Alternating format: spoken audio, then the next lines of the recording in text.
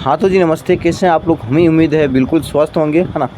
Class 12 Hindi 100 mark का अब बातचीत का ऑब्जेक्टिव चैप्टर ही है मेरे भाई, बातचीत। यहाँ से ऑल ऑब्जेक्टिव हम क्लियर करवाएंगे।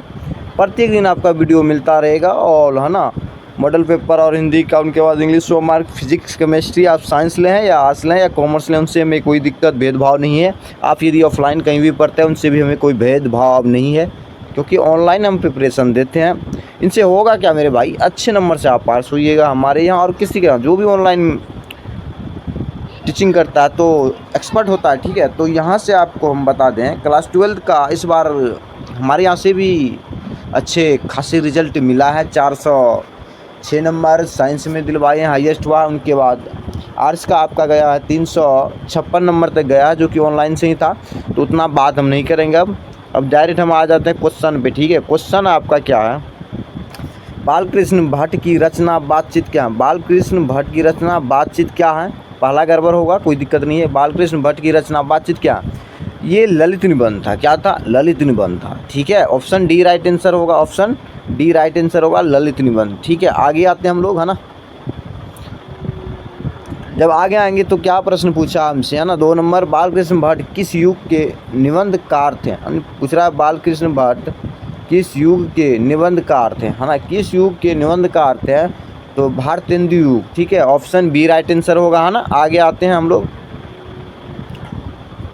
3 नंबर प्रश्न क्या है, मनुष्य की बातचीत का उत्तम तरीका क्या। मनुष्य की बातचीत का उत्तम तरीका क्या, है ना। उत्तम तरीका आपको बता दें, उत्तम तरीका कब होता है, जैसे हम लोग स्वतंत्र होकर बात करते हैं, अवाक होकर अपने से बातचीत करना। जैसे हम लोग कोई दोस्त मिलते हैं ना, वही उत्तम तरीका हुआ, ठीक है। तो ऑप्शन डी राइट आंसर होगा इनका, ठीक है। आगे आते हैं हम लोग। 4 नंबर प्रश्न क्या आपका, 4 नंबर प्रश्न है, संवाद में सबसे महत्वपूर्ण क्या है। संवाद में सबसे महत्वपूर्ण क्या है ना। 4 नंबर पर संवाद में सबसे महत्वपूर्ण क्या है। ऑप्शन बार बार इसलिए हम रिपीट कर देते हैं, आत्मीयता। ऑप्शन सी राइट आंसर होगा, आत्मीयता। ऑल ऑप्शन हम नहीं बताएंगे, डायरेक्ट आंसर पे होके हम बताते रहेंगे। इसमें होगा क्या, आपका समय कम लगेगा और अच्छी से तैयारी आप कर सकते हैं। तो आइए हम आगे बढ़ते हैं। 5 नंबर प्रश्न है आपका मेरे भाई, बालकृष्ण भट्ट का जन्म हुआ था। बालकृष्ण भट्ट का जन्म हुआ था, है ना। तो 23 जून 1844 को जन्म हुआ था, जो कि ऑप्शन बी राइट आंसर होगा, ऑप्शन बी राइट आंसर में, ठीक है। आगे आते हैं हम लोग। संयोगिता स्वयंवर रचना, संयोगिता स्वयंवर रचना है ना, श्रीनिवास दास की, ठीक है। ऑप्शन सी राइट आंसर होगा आपका, option C right answer, option C, ठीक है। आगे आते हैं हम लोग।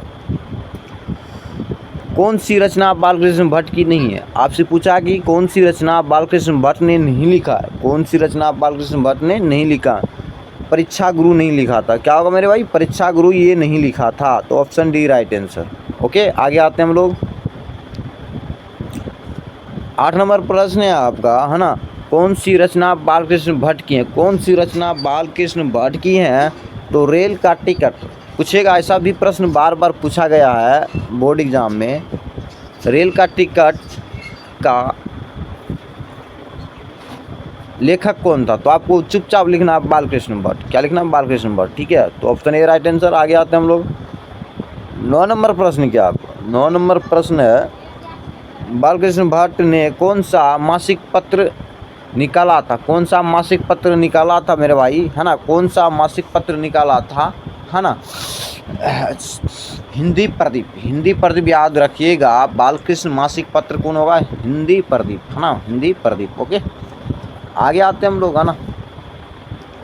10 नंबर प्रश्न है, बातचीत किस विद्या की रचना। बातचीत किस विद्या की रचना, हालांकि क्वेश्चन मार्क बोलना चाहिए, है ना।